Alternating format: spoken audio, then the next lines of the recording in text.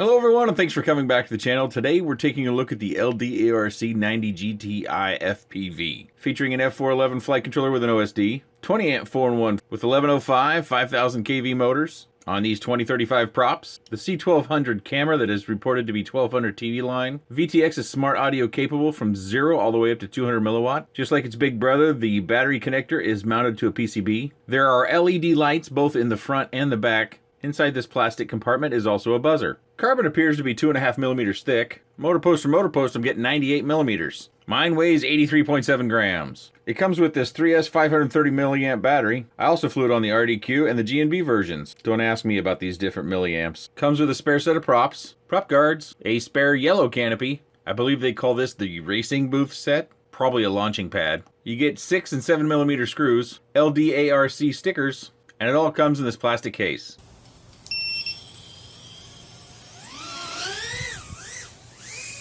So not long ago, I reviewed the Driblet, a 2-inch frame that I felt was very heavy.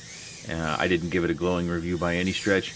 And quite frankly, I'm not a fan of 2-inch, so that's a bias of mine that you should probably know right up front. I think if you move up to a 2.5-inch prop, you get so much more performance and efficiency gain than just that little bit of extra prop. But this one at least flies considerably better, in my feeling, than my custom-built Driblet did. That's primarily because of the weight. But the downside is I did break the canopy. And I'll show you the canopy. It wasn't much of a crash, really. So even though this blue canopy that's kind of that chromed finish is awful sexy, don't plan on it lasting. And the funny thing about that canopy is that it comes with prop guards, so it's kind of meant for someone who might be learning or just getting started. And the canopy is going to be the first thing you break, probably. Quite frankly, I think the props are also something that you might struggle to keep in good working order because they do bend up quite easily. And because they bend up so easily, I don't recommend using turtle mode. So if you do crash and you try to flip over, unless you do have the prop guards on. And even still yet, you know, be cautious about that. I'm always worried about people using turtle mode and burning out motors or ESCs and damaging our component. I kind of reserve turtle mode for those situations where I can't go get it. Maybe it fell over into my neighbor's yard, or I'm stuck up in a tree and I just kind of want to wiggle it back and forth to see if I can get it down, which hasn't happened that much, but people fly in a lot different locations than I do. But as far as performance goes, I felt a lot more comfortable flying this than I did the Driblet.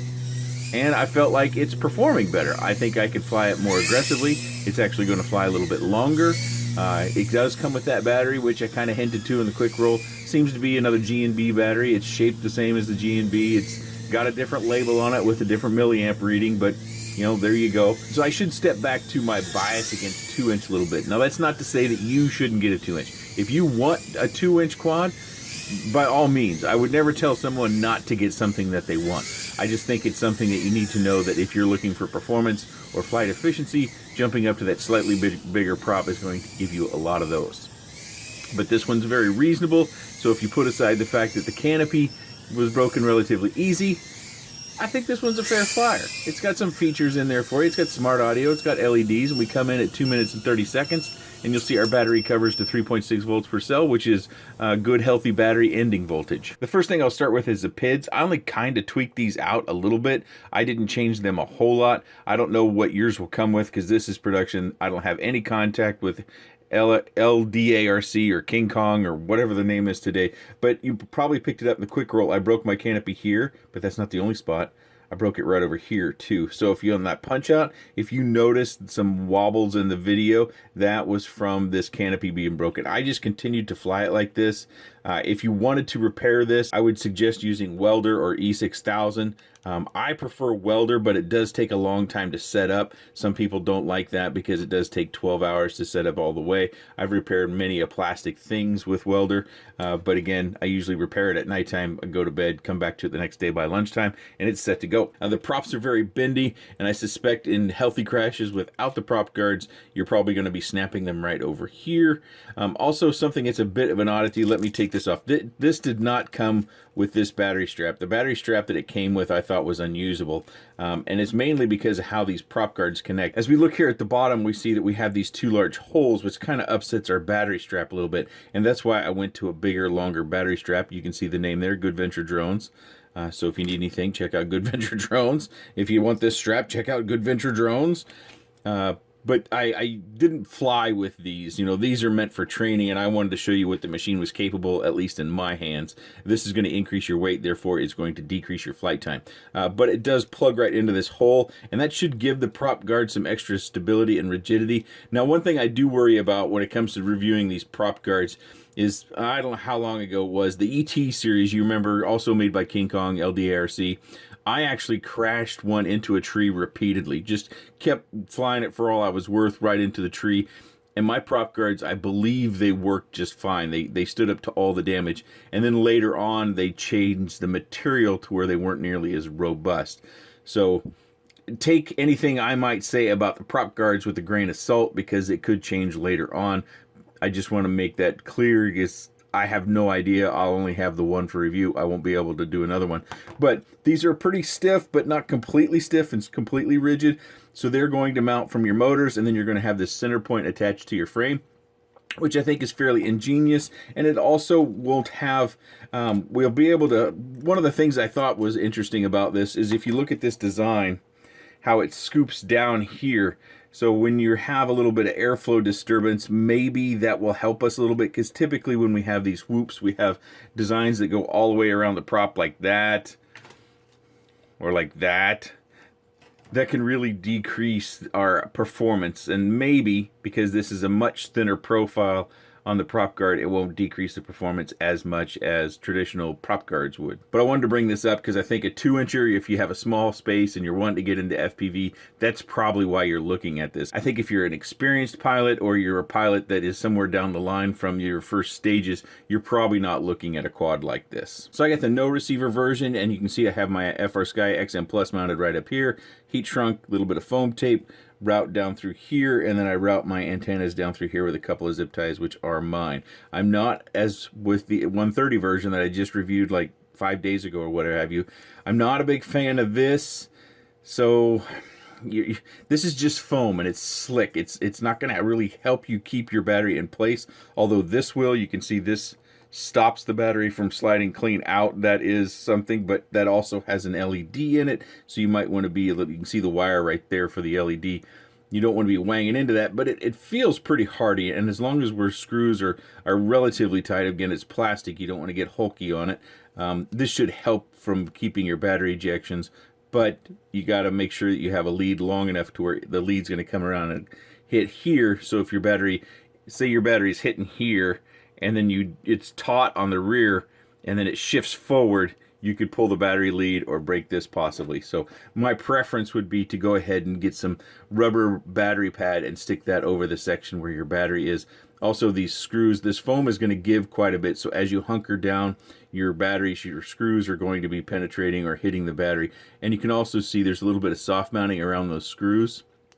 Maybe you can see that. Let me zoom in. Surely now you can see that. So we've got a little bit of soft mounting on our flight stack, which is kind of an interesting feature. Probably allows us to tune a little bit more tightly if we choose to. As far as the rigidity of the frame, you know, it's a 2-incher, and it's actually pretty darn stiff. You know, 2-inchers, you don't have nearly as much leverage when you're doing something like I'm doing here. But this one's pretty stiff. It's not the stiffest I've felt, but for the carbon that we tend to get out of these RTFs, not bad. They also use the favorite Emax tape. I get questions about this tape all the time. Go to Emax's shop. It's been out of stock for quite a while. There might be other names for it. It might be sold under other brands. I went through a bunch of tapes looking for this stuff. I found a lot of fuzzy stuff. The hockey tape stuff that has been recommended a number of times, I didn't find it was the same. This is the Emax, or the tape that at least that Emax sells off of their shop. Frank Barajas sent me a roll of it here a while back, and I've been using it and enjoying it quite a bit. Something that's interesting about that launching pad that they included is if you look at the pictures on Banggood, and I'll put them on screen here, they have them all set up there, and none of them have batteries attached.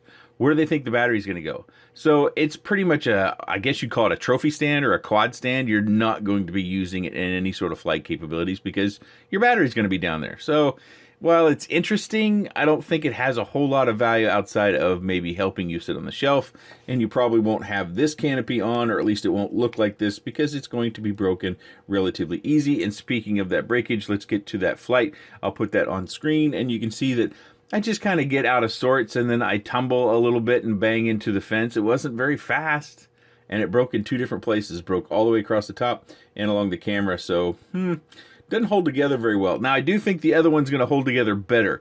This one feels like different material, probably because the paint job they applied, they had to use different plastics.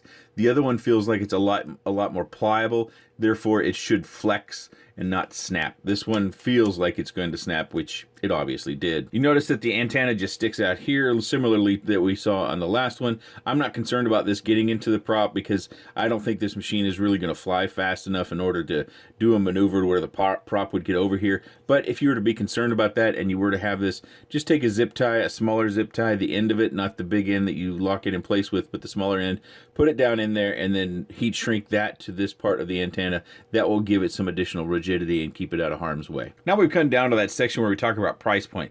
This currently, and you can click on the link down below if you want to check the pricing at the time you're watching, but as I record this is $141.99.